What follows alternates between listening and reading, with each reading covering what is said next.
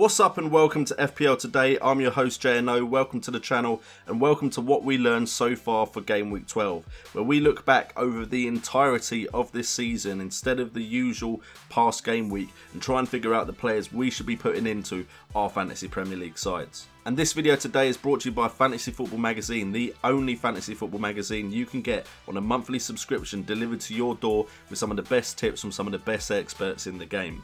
Check out the link in the description. So we are going to start off with goalkeepers, and we have three goalkeepers to consider here.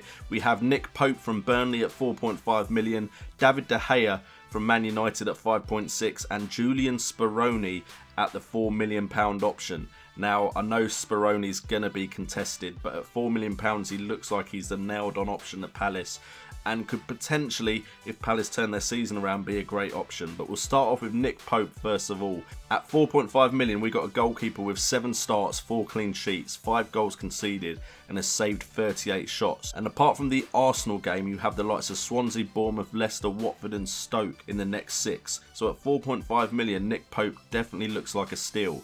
The only issue is there are other options in that Burnley side, like Stephen Ward and like Ben Mee, who are also good value for their money. Stephen Ward has been creating chances. It's kind of died down a little bit now, so he's not as strong an option as he was. But Stephen Ward is slightly more expensive, whereas Ben Mee is the same price at 4.5 million and does seem to be getting the bonus points as well. So you have a couple of options to consider there. However, if you don't want a Burnley defender, Nick Pope could be a good shout for one of your goalkeepers. However, if you want a plug and play option where you just leave him in the side for the entire season, David De Gea looks like the perfect choice for you. At 5.6 million, you've got a goalkeeper who's guaranteed to start, has got 8 clean sheets so far this season and has only conceded 5 goals with 33 saves.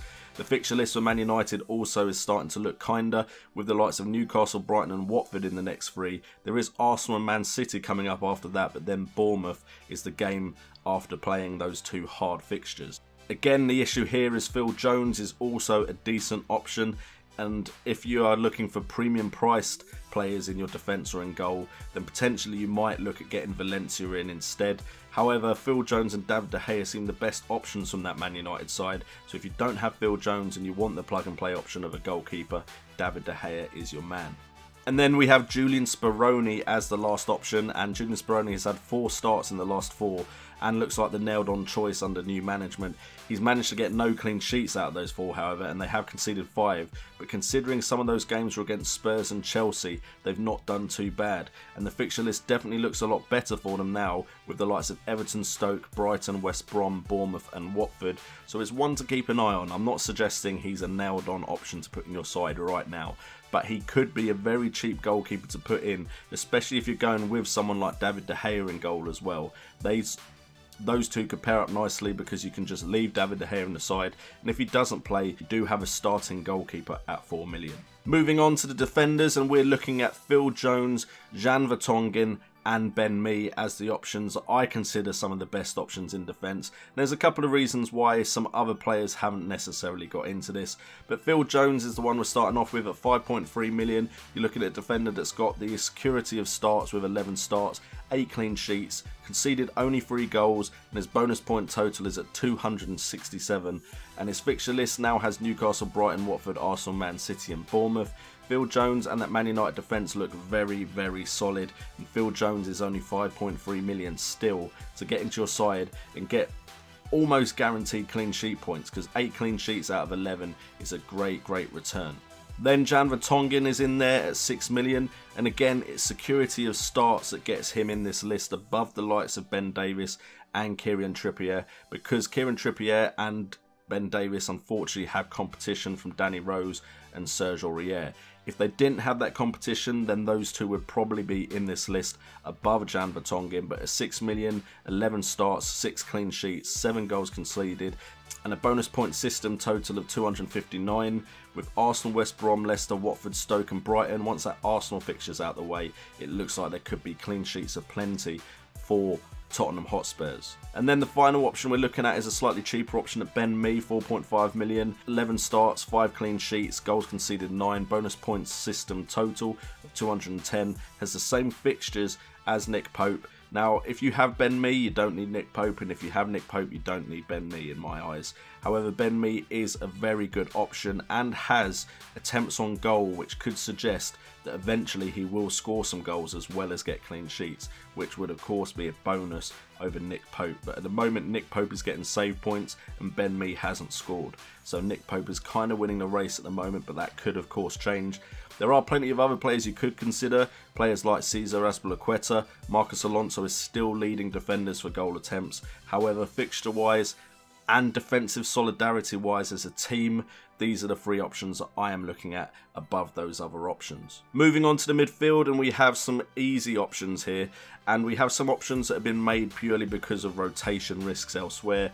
Mohamed Salah at 9.1 million, Richarlison at 6.3, and Kevin De Bruyne at 10.1 are the players I'm picking so far from this season. Mohamed Salah has easily had, apart from Richarlison, I believe, the most attempts on goal, and a lot of his attempts have come from inside. I think he leads the way for midfielders from shooting inside the box. He's had 10 starts and he's scored 7 goals and got 3 assists, and his goal involvement, which is the important stat I feel for a midfielder, because it means he's either getting the assist or the goal, is at 48%. And Liverpool only really have Chelsea in the next run of 6. It's a tough fixture with Southampton, Stoke, Brighton, Everton and West Brom also options, and it's 4 home games out of 6 as well. So Mohamed Salah definitely looks the best option to me. Sadio Mane and Coutinho coming back, of course, could alter that, but I also think it might help Mohamed Salah's output as well, having Sadio Mane someone the defenders have to worry about, and Coutinho is of course a creative magician. So Salah could continue his fine run of form and was an easy pick for these 3 midfielders. The next option was Richarlison at 6.3 million. I feel like he is the standout budget option in that price bracket, with 10 starts, 4 goals and 4 assists, and a goal involvement of 57%, with West Ham, Newcastle in the next 2, and then after Man United, Tottenham, Burnley and Crystal Palace. Those have 4 nice fixtures in the next 6, and I definitely believe Richarlison can keep up his run of points in the Fantasy Premier League. And then, of course, Kevin De Bruyne is the third option, and it could have quite easily been Raheem Sterling, Leroy Sané, Eden Hazard, Pedro. There were plenty of people I considered for this slot. However, I've gone with De Bruyne because of security of starts over Raheem Sterling and Leroy Sané. And I think those 3 options just beat out Eden Hazard at Chelsea. There is actually a tactic in discussion amongst the Fantasy Premier League community where you could put Raheem Sterling and Leroy Sané both in your team, and then it's likely one of them's going to play, and they do seem the best options when they play compared to De Bruyne and David Silva. However, De Bruyne has the security of starts and definitely looks like an integral part to that side. In 11 games, he's had 11 starts with 2 goals and 6 assists, and a goal involvement only at 23%. However, with Leicester, Huddersfield, Southampton, West Ham, then Man United and Swansea, you kind of feel like you need Kevin De Bruyne or a Manchester City option in your side. And then finally, moving on to forwards, we have Harry Kane at 12.7 million. He is, of course, the standout option as far as forwards goes. He's been on fire this season once he got August out the way. Out of 10 starts, he's got 8 goals and 1 assist with a goal involvement at 47%. His fixtures, you've got Arsenal, West Brom, Leicester, Watford, Stoke and Brighton. So once this Arsenal game's out the way, that's 5 games where you'd expect Harry Kane to be picking up a lot of goals. Now, with Harry Kane being so great of an option, it kind of puts Christian Eriksen and Dele Alli on the back burner when you could be getting some Man City midfielders in, which is partly the reason why those Spurs midfielders didn't get into any of the 3 positions in midfield. So I would say Harry Kane is the one you need, especially with so much rotation and risk elsewhere amongst the premium strikers. The other premium striker I'm going to take a punt on for the rest of this season, I'm looking at Morata at 10.3 million. With 9 starts, he's got 7 goals and 3 assists with 71% involvement rate when he's on the pitch in the goals. And with West Brom, Liverpool, Swansea, Newcastle, West Ham and Huddersfield next, I feel like Morata could have a good run. And with Kante coming back, I do believe Eden Hazard will have more freedom to roam. Those two could link up well, and Azpilicueta has a habit of finding Morata with some assists as well. So Morata is my go-to option. Aguero and Jesus would be better options if we could be guaranteed of their football time.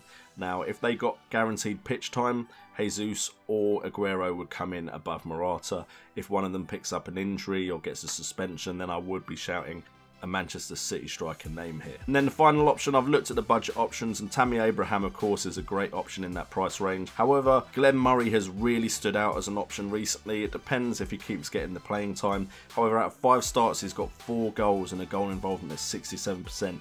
Now, Brighton's fixtures aren't amazing. They do have Man United, Liverpool and Tottenham in the next 3, but they also have Stoke, Crystal Palace and Huddersfield. So Glenn Murray could continue his form, and if he does, he could make a mockery of his price tag, and that is the kind of thing we're looking for in the budget striker, someone that scores more goals than their price bracket suggests they should. Anyway guys, thank you so much for tuning into this video as always. Hopefully this has helped. I know it's a different take on what we learned, but hopefully you still enjoyed it. If you did, please hit that like button and subscribe to the channel if you're new here.